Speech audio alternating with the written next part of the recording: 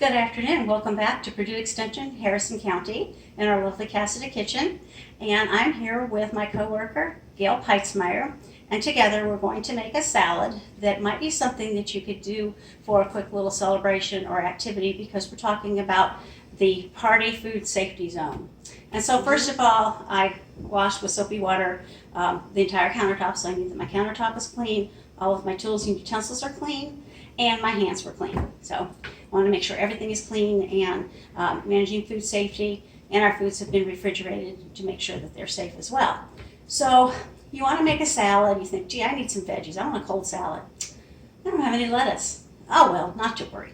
We can make all kinds of non-lettuce, non-green salads that are very nutritious, and this one we're going to do today is a combination of vegetables that make it both a salad side dish, or it can actually be an entree, because we have several beans in here, and the beans and the corn are going to make a good protein, and so it's a nice vegetarian side dish or main course.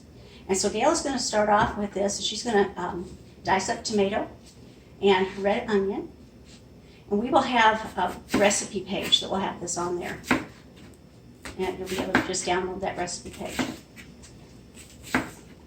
So she's going to cut up the dice up the vegetables.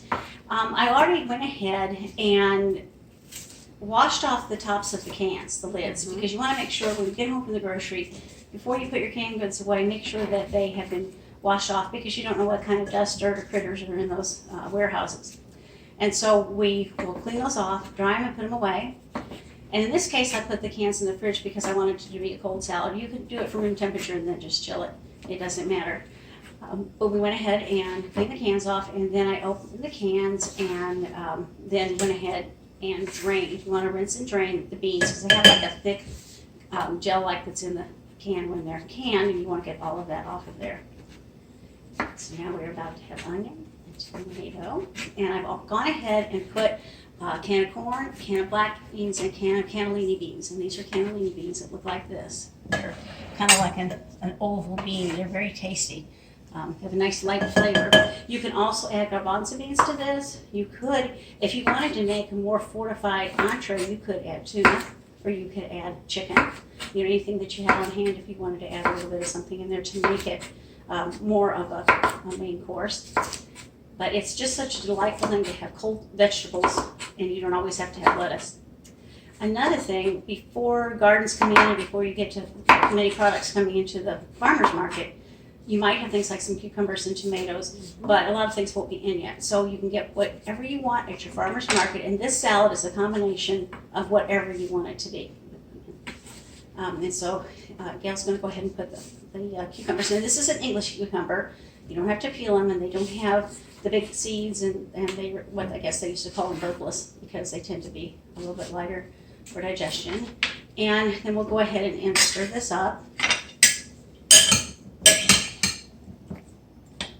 And then we're going to add, we have the fresh tomato, we're going to go ahead and add a can of diced tomatoes that we have opened the can and we have drained. So there's still going to be a little juice, but we don't want it just too soupy. On the other hand, if you wanted it that way, you can make a gazpacho out of it if you put a lot of tomato juice in it. And so you could have it as a summer soup.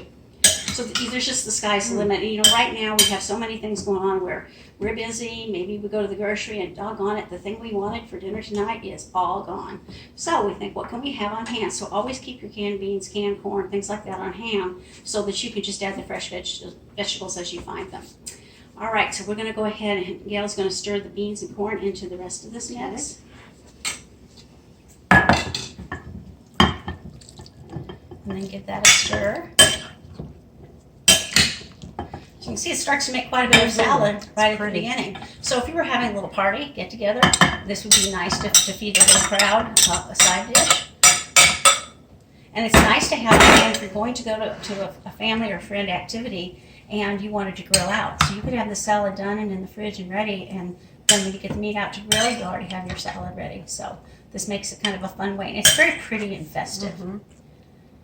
And so the next thing we're going to add is the cilantro over there. We have like a squeezed cilantro. A lot of times I prefer to have fresh cilantro, but there are times when you can't get nice fresh cilantro. So I like to keep this in my fridge. And usually put about a tablespoon of the cilantro paste in there. Cilantro is bright and clean. It's like mint in that it freshens things up that you put in it. And so this will be a nice fresh cilantro flavor that will be stirred into the salad.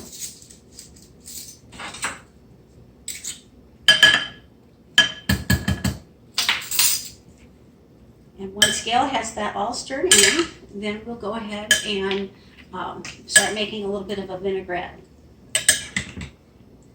And then that, again, is exactly what you want it to be. You have to decide what kind of flavors do you want. We have apple cider vinegar there. We have rice wine vinegar and red wine vinegar. Let's try the cider vinegar. About a fourth of a cup. That's a nice, fruity kind of a taste. I like the rice wine because it's a light, rice wine vinegar because it has a real light taste. So some people say, oh, I don't like that vinegar, it's too strong. Well, the rice wine vinegar isn't as strong. And so now then we're going to put about a half a cup of our vegetable oil.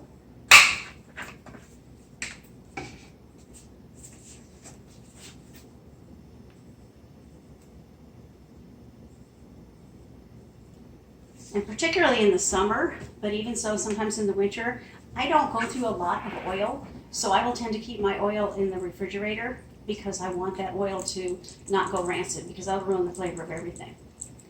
All right, and of course then you can add salt and pepper to taste. You could add oregano, Italian seasoning. You can go with more of a Greek seasoning.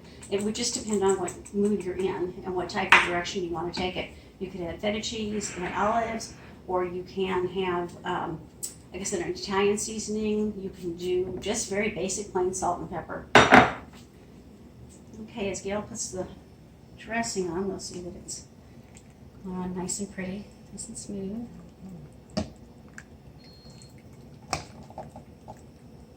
And she's going to give it one more stir.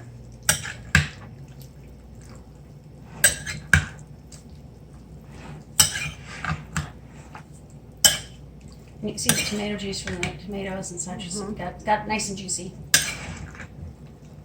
So this is really a refreshing salad.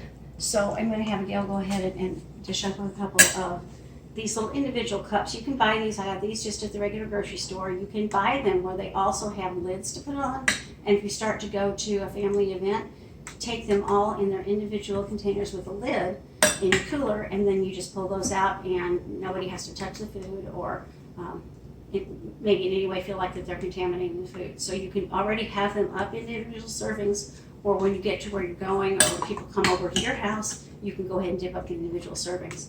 The idea of this is to make sure that we're not having people touching food that goes to someone else, and we're making sure that we're very safe. We always want to be safe with hand washing and keeping everything clean and safe for us, but we're adding a little bit extra this time with this series, looking at how we can serve individual foods. We've had other videos about using individual appetizers. Now this is a salad. We will have main courses, and we will also have sides and beverages. So keep looking at our Facebook page to see the dates and times of our videos, and you can see what it is that you would like to make. And again, we will have a template that has this recipe on it, and then we will post that along with our video. So thank you very much, Ms. Gail, for being an amazing assistant. Thank you. And we have a lovely salad.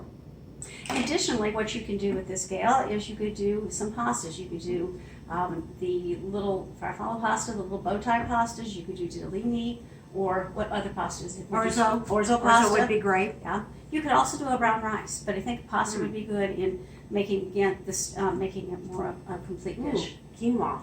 Quinoa would work as well. Quinoa would be good. Yeah. So there's we keep thinking of ideas. There's a salad 100 ways, I guess, is what we're going to call this. But just making it from what you have on hand and being creative and adding flavors. We're also low sugar, we're low sodium, so we're making sure we're letting the vegetables take over and shine, have their flavor. Thank you.